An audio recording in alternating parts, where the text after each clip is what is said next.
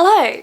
So I've been doing TBRs for a little while now, but historically I didn't do them because I'm a mood reader and I found structuring my reading too constraining and made me not enjoy reading as much.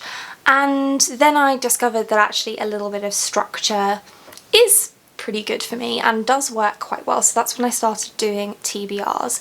But for May, I wanted to make my TBR big enough that it would allow me to mood read within it. So this is a pretty big TBR, and actually it's more sort of goals based. So in the month of May, I would like to tackle some of the sequels that I've had on my shelves for a while and some of the newer ones as well. So I have quite a pile of sequels here next to me. I'm not going to tell you what every single one of them is about because I think that there's about 20 books here and that would make this video really long and really boring. So I'm going to be as brief with my synopses of these as I possibly can, and especially the ones that I recently hauled, because my recent haul video, if you've seen that, I will link it, contained a lot of these books as well, so I don't want to be too repetitive. So I think I'll start with those, and I'll actually start with the one book on this list, no, the two books on this list that are not sequels, but they are book club books, which is why they're on my TBRs for the month. So the first one is Gods of Jade and Shadow by Silvia Moreno Garcia, which is a Mayan inspired fantasy series about a downtrodden girl who summons a Mayan god of death who offers her a deal.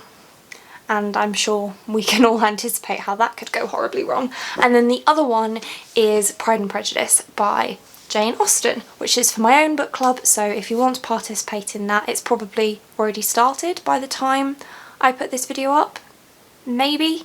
The chat certainly would have done, so if you want to join in, just let me know down in the comments and I will join you to the chat. And I will now just quickly run through the sequels on this list that were also in my recent haul video. So the first one is Lady Smoke by Laura Sebastian, which is book 2 in the Ash Princess series that follows Theo, who is a princess whose kingdom has been overthrown by an evil dictator and she has to try and rise up against him. Heir of Fire by Sarah J. Maas, which is the third book in the Throne of Glass series, which follows Selena Sardothian, who is an assassin who enters into a competition in exchange for freedom from prison to become the King's Champion. Then we have Venom by Bex Hogan, which is book 2 in the Isles of Storm and Sorrow series. Book 1 was Viper. This is a pirate fantasy about a girl who sort of comes into her own and discovers her own power, whatever that means.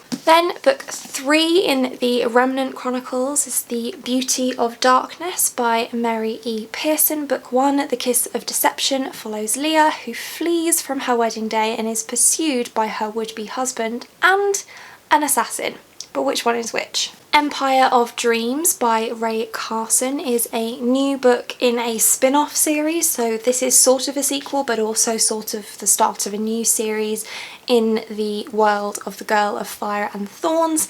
Can't really tell you what this one is about because of spoilers, but the original series, which starts with Fire and Thorns, follows a princess who enters into an arranged marriage with the king of a neighbouring kingdom for political reasons, and she's also the bearer of a mystical object that means she's destined for greatness. Shorefall by Robert Jackson Bennett is book 2 in the Founders trilogy. Book 1 is Foundryside, and this is an epic fantasy series that follows Sanchia, who is a thief living in the slums, but when she steals an artifact that's slightly more important than she perhaps anticipated, she gets into all sorts of trouble. And then finally, from my recent haul, we have The Keeper of the Lost Cities series by Shannon Messenger, and I have books 2 to 5 here, and to be honest, I'd love to read all of them in May. I don't think that will happen, but I absolutely loved book 1. It follows Sophie, who is a telepath, and because she's a telepath, she doesn't really fit in,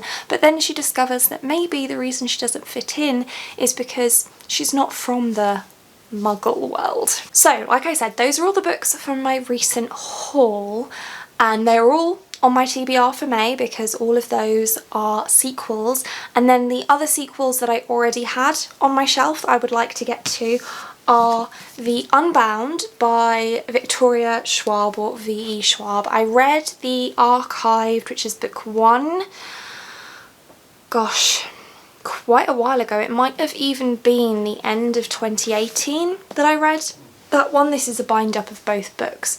This is meant to be a trilogy, but the third book never has been and never will be published. But I did enjoy book 1, which follows Mackenzie, who is a keeper, I think. Is that what they're called?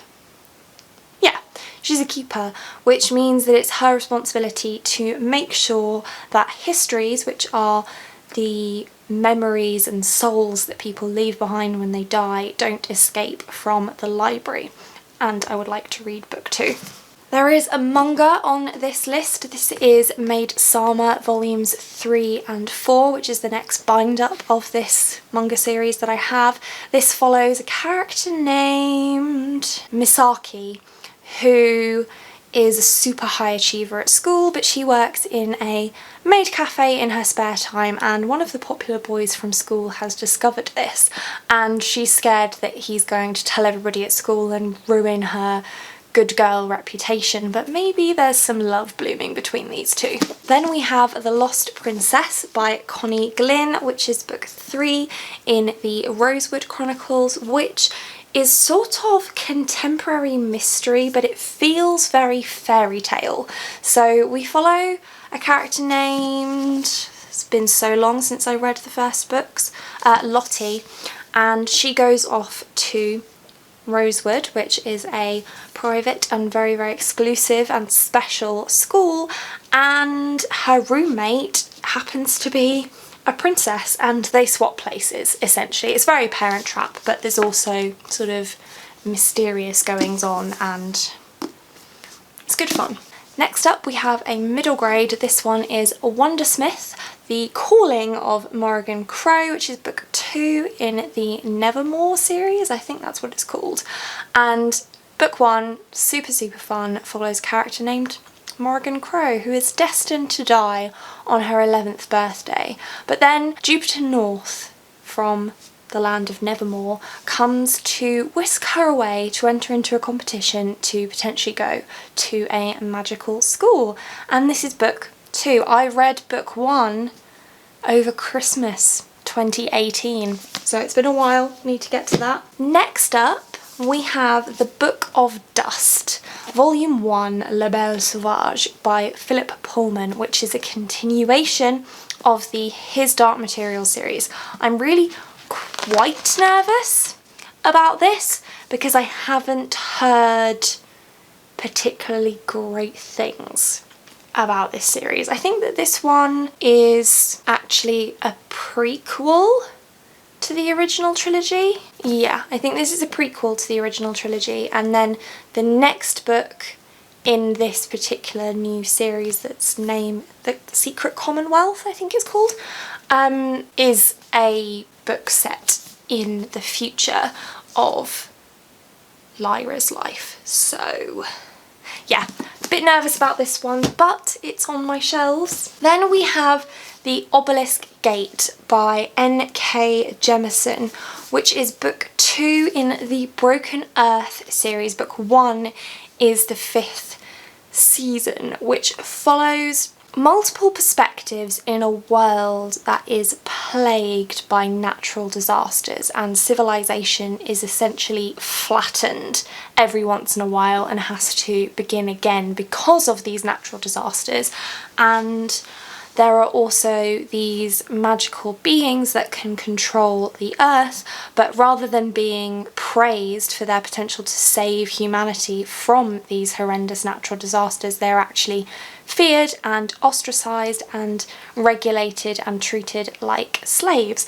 And book 1 is was is incredibly dark, incredibly dark. I don't know if I'll get to this one in May. I will seriously need to be in the mood for it because I would like to read it, but book one was so heavy.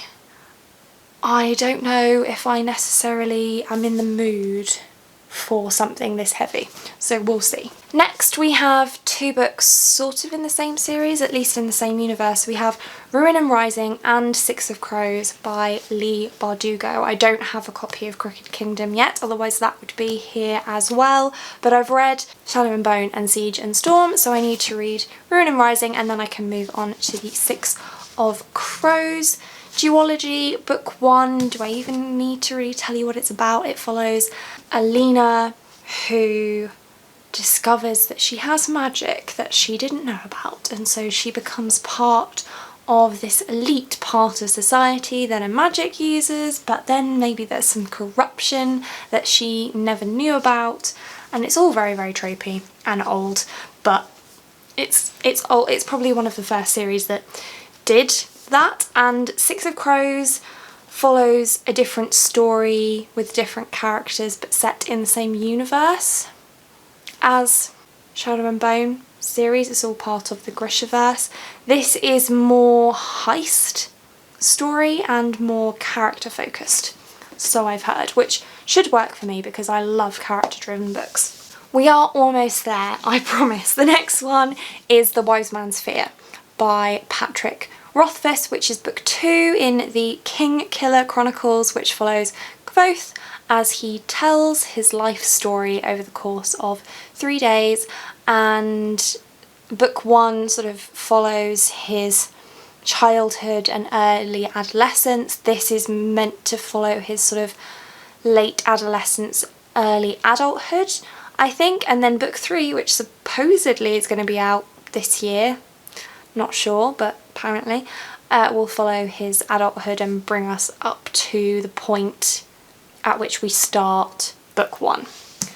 I don't really want to say any more than that though, because spoilers.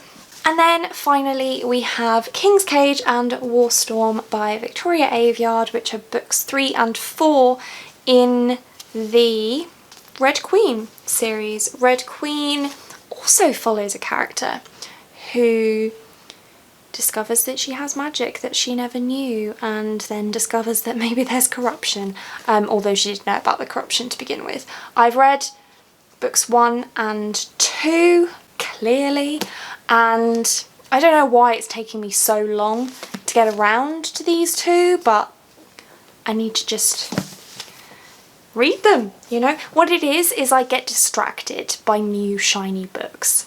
So that's why I want to make reading sequels a priority for the month of May. And these are all of the sequels that I have on my shelves, and so I would like to prioritise reading all of these.